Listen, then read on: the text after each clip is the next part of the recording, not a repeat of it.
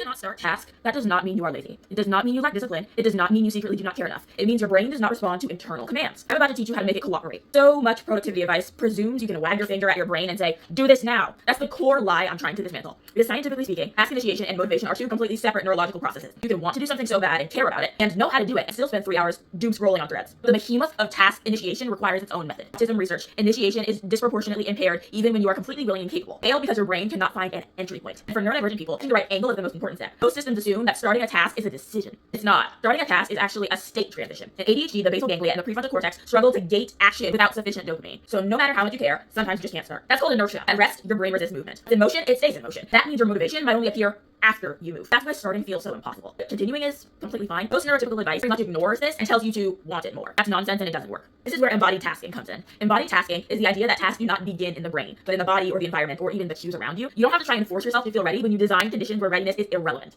This is a practice of my concept of cue-based living. Cue-based living means you stop relying on internal pressure and start designing signals that tell your brain what happens next. Because neurodivergent brains respond better to external cues than internal self-talk. When you rely on internal commands, your system gets intensely overloaded. So the strategy is to externalize direction in order to lower cognitive load. Embodied tasking has two main parts: task staging and task costuming. The first one, task staging, is about designing the conditions of entry without regard of the task itself. We do this because our brain evaluates context before content. It's called predictive processing. So basically, if a location, object, or even a posture has been repeatedly paired with stress, your nervous system will flag it as a threat before you even consciously register the task. This is why sitting at the same desk you associate with failure can shut that shit down. But task staging interrupts the loop. In theater, the future is predicted exactly. You do not decide what comes next. And get a cue, and you do what the cue incites. Task staging is where you set the scene. Literally just set the ideal conditions of where the task could happen. So you open the laptop, and you don't write anything. Or you take out your homework, and you don't start yet. Or you decide to sit on the floor to avoid the anxiety associated with your desk. You just need to make it approachable. Most of the work of good ideas is done in the subconscious. That's why you have great ideas in the shower or on the toilet when you aren't focusing on anything and your default mode network is active. The best way to create ideas is to passively prime your brain with information about the task and then let your default mode network do the magic.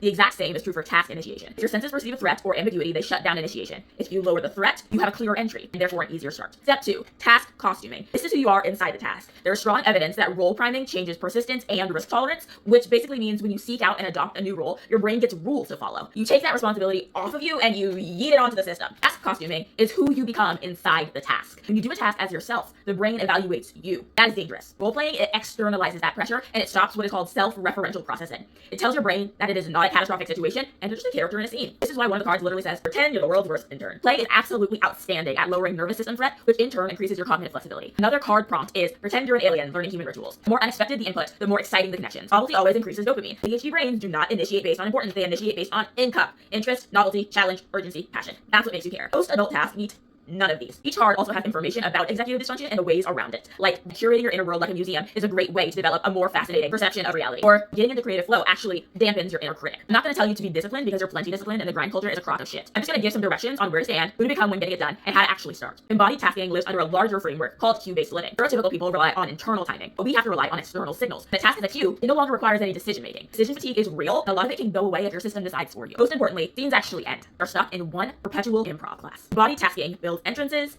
and exits. That's why it works. That's why I built the directive dysfunction cards around it. I'm releasing 500 additional cards and a last push to finish funding the next semester of my nonprofit program at the local middle school. I just posted 25 full cards for free on my Substack. I'm Laura Young, doing a PhD focused on neurodivergent creativity and make tools for us that nobody else will. Leave your problems below and I'll do my best.